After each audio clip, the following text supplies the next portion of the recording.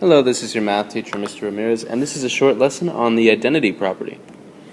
So, if you were to look at these pictures, what do you think it means to be identical? Well, the fraternal twins in the bottom, their faces are clearly not the same, they look quite different. Whereas the twins above look pretty much exactly the same, so you could deduce that the word identical would describe things that are the same. And so that's what it means in this property in math. The identity property describes the rules for making a number stay the same, more or less. So it's such an easy property you can figure it out on your own. For example, if I were to, for addition, 4 plus blank would give me 4. Well, all I would have to do is add a 0. So anything plus 0 keeps the number the same. So that's the additive property, identity property. For multiplication, 4 times blank gives me the same number, 4. Well, it would be 4 times 1. So in multiplication, anything times 1 keeps the number the same. And that's it. That's the identity property. It's different for addition and multiplication. For addition, you just add by 0. For multiplication, you multiply by 1.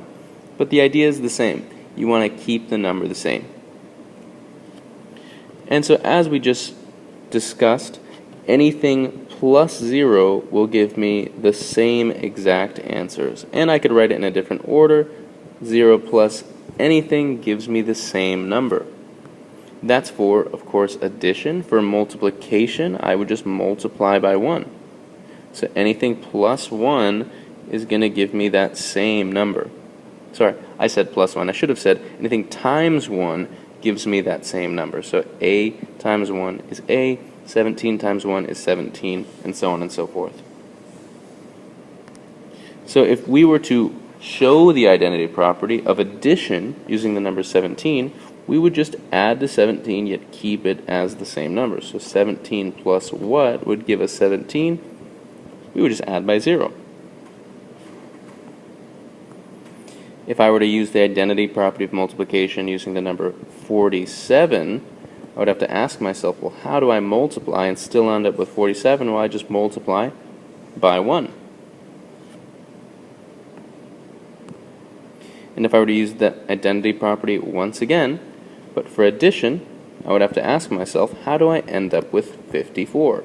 What can I add to come up with 54? Well, I can add a 0. And the number would be the same. And our last example, if I was using the number 9, I'd have to ask myself, how do I multiply and keep it a 9? I multiply by 1. So this is a very simple property. I hope this video was helpful to you. Have a great day.